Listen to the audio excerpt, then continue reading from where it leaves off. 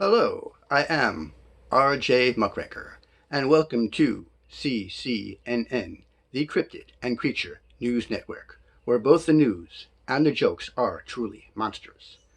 Now, before I begin with my top story, let me tell you about my sponsor for the week, the Wendigo Mortuaries. Have you recently lost a loved one, perhaps during a kaiju rampage? Perhaps you live in Illinois and Michael Myers was having one of his bad nights. Those things happen. So what next? The bodies are starting to pile up, and funeral expenses are just so high these days. What do you do?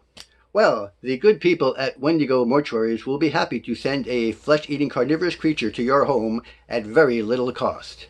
Yes, they will send a Wendigo to your house who will eat your loved one for you.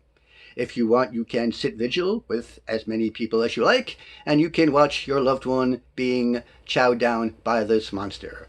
That might even make it feel more cathartic for you. Whatever floats your boat. The Wendigo will make sure that he devours every part, unless there is a part of the body that you wish to preserve. In that case, let the Wendigo know, and he will regurgitate that body part later for your preservation needs. Otherwise, the Wendigo will do a great job making sure that there are no remains. And the best part is that it's all done for very little money. Just transportation costs, because the Wendigos work for food. So just remember, feed a beast and get rid of a stiff. And that was our sponsor for the week, the Wendigo Mortuary. And now, on with our stories. Our first story is about Imhotep the Mummy. He is suing the town of Silent Hill. He has a problem with local monster Pyramid Head, who he claims has committed cultural appropriation by having a pyramid for a head. He claims that a monster from New England should not have a pyramid for a head. He said if you're from New England, you should be clam chowder head or some such thing, but not pyramid head, because pyramids are uniquely Egyptian. He said he will not stand for this outrage and repeatedly yelled, "No chowder head, no peace." The people from Silent Hill have responded by saying, "This is a ridiculous lawsuit because everyone knows the Egyptians did not really create the pyramids. They were created by ancient aliens. So Imhotep can go screw himself." Imhotep responded to this by saying mostly foul language and then adding that he will put a curse on the town of Silent Hill. The people of Silent Hill laughed and said, "Well, you're a little late for that." There's more bad news, though, for Pyramid Head, because he woke up Saturday morning to find noted archaeologist Laura Croft trying to break into his head. He chased her away, but she has come back several times. Pyramid Head and the people of Silent Hill have put a restraining order against the famous archaeologist, but she keeps coming back very persistently. She has said, "That's my job. It's what I do. I break into tombs and pyramids. That's my life. You can't stop me." Well, they're trying to stop her any way they can. In the meantime, she keeps coming back. She insists that there must be something valuable inside that pyramid. People of Silent Hill have said that they have spoken to Pyramid Head many times. They have known him for many years, and they will guarantee that there is nothing inside his head.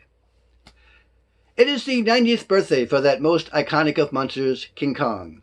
Yes, the big simian is having his 90th birthday this week, and everyone is very excited.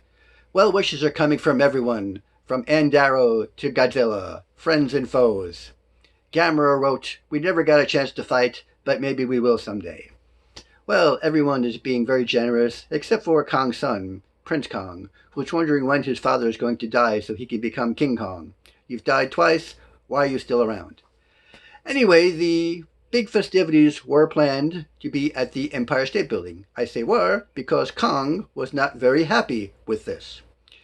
In sign language, he communicated, "I have fallen off the damn thing twice. What makes you think I would like to have my birthday party there? Do you have bananas for brains?" Well, that certainly put a screeching halt to the festivities, and there has been a lot of to-do about what to do next. Kong himself has climbed up a tall building and is sulking up there. Nothing seems to be able to bring him down, including waving a blonde in front of him. However, it was that very smart simian Caesar who found a solution. Caesar told Kong that he can have his party at Caesar's simian colony in Muir Woods in California.